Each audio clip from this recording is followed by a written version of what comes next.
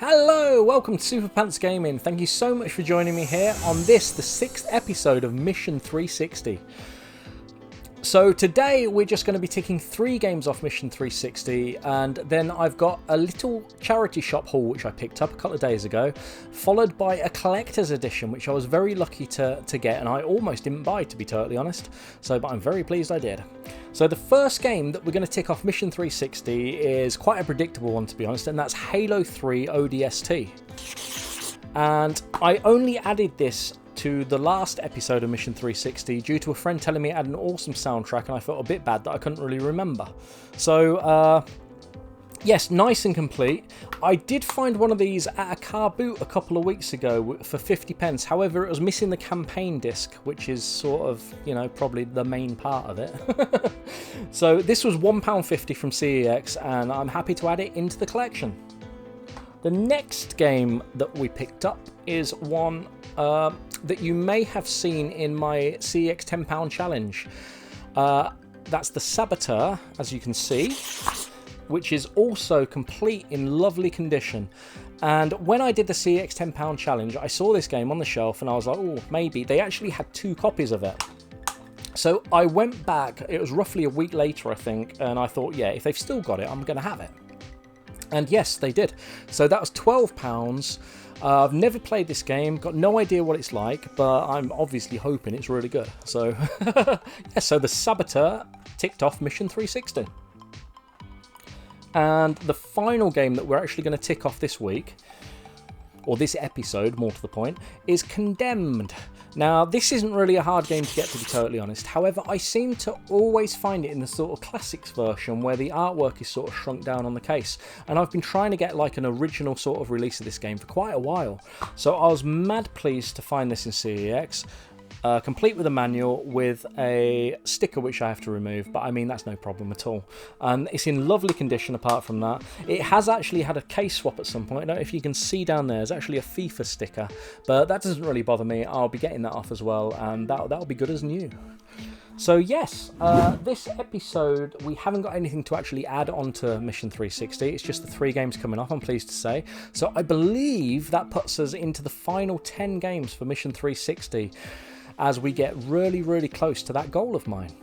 Moving along, I have a little haul of games that I picked up in a charity shop, and I always say that charity shops are basically a game of numbers. The more you hit, the more chance you've got of getting something good. And to be totally honest, a couple of days ago I only actually went in one charity shop and I happened to find some Xbox 360 games. So the first game that I picked up was Forza Horizon 2. So yeah, not really a lot to say about that. These games were all £1 each, as you can maybe see from the label there. And yes, the disc is a little bit borderline on this, to be totally honest, but I'll give it a go. Hopefully it works. If not, it was only £1. So, and sticking with Forza, I also picked up Forza Motorsport 3. Now, I grabbed this because I already own Forza Motorsport 3, sort of like the original launch version, but this is the Ultimate Collection. Now, I bought this thinking that this may have some stuff that mine doesn't have. It's in lovely condition, it's got both the discs, and I couldn't remember if mine had 2 discs or not. So I know Motorsport 4 has got 2 discs, but I couldn't remember if this had. And I was thinking maybe this had some extras mine hasn't got, but in inspecting this next to mine, I think they may be identical. So that may have been a waste of £1, but it's a spare game. I mean, Forza Motorsport 3 is absolutely amazing. So, you know, I'm quite happy with that for £1. Next up, I also picked up a copy of Need for Speed Carbon, because I can't leave that there for £1, basically. So yeah, and that's also in lovely condition, nice and complete. So I thought that was a bit of a win, if I'm totally honest. And then the 4th game of the 4 that I picked up is probably the one that I'm most excited about, and that's Race Pro. So this is the only game out of the 4 that I haven't actually played in the past, so I'm kind of looking forward to playing this. And this is also nice and complete like that. And to be totally honest, this almost ended up on Mission 360 when I originally made the list. There were quite a few racing games that I was sort of a bit on the fence about putting on, and this was one of them. So yeah, I'm really, really pleased to have picked that up for £1. And I took the 4 games up to the counter, and the lady turned to me and said, "Oh, the games, I've only just put those out." And I was like, "Oh, excellent." So to be totally honest, I think it was just a case of brilliant timing, or you could just call it luck, to be honest. A week or so back, I returned to one of my favourite independent shops called Retro Mania in Kettering, which I actually covered it in another video a little while ago. And I stumbled upon the collector's edition for Alan Wake.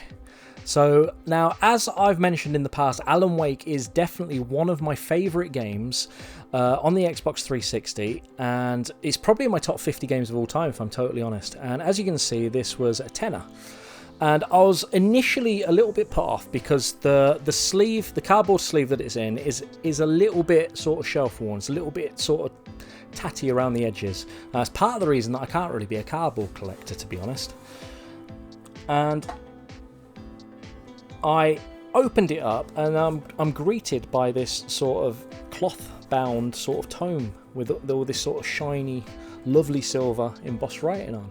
And I was just like, "Ooh," I was like, "That's quite nice." So I opened it up like that, and then inside you have this. So just bear with me a second, and I will show you. So the first thing is the game in this black DVD case, which is a bit strange for Xbox, to be honest, but is in lovely, lovely condition. Kind of looks like it's sort of not really been played, and it's still got the content add-on card unscratched, which I absolutely love. So, and that's kind of the boring part, to be honest. And then there's this book, which is the Alan Wake Files. And this isn't really an art book, to be totally honest, but if you just sort of look there, there's art, there's all sorts of stories and stuff in this. I'm not going to show you too much of this, to be honest. But yeah, the Alan Wake Files. And it's all sort of notes and sort of things to do with the game, and Alan Wake's stories are in here, and it's just sort of a lovely thing to sort of accompany the game. And I do love art books, but to be totally honest, with this being Alan Wake and being about a writer, I think this book absolutely fits it perfectly, and I couldn't be happier to have this in my collection. The other thing that's also in there is this, which unfolds to become the soundtrack and extra add-on things. So yeah, bonus disc is what I mean. So yes, and that basically is the Alan Wake Collector's Edition, and I'm just so thrilled to have that. And to be totally honest, I almost didn't buy it, and I'm really pleased I did, because I think right now this is probably one of sort of my favourite things in my whole collection now. So it's weird how that sort of happens. So let me know, guys. Do you own this? Would you have bought this? So yeah. Anyway, that's it for Mission 360 Episode 6. We're now sort of in the final straight. Hopefully we're going to be getting there without too many more sort of hiccups along the road. And yes, thank you so much for being here. I've been Soup. As always, you're amazing, and I'll see you in the next one. Goodbye.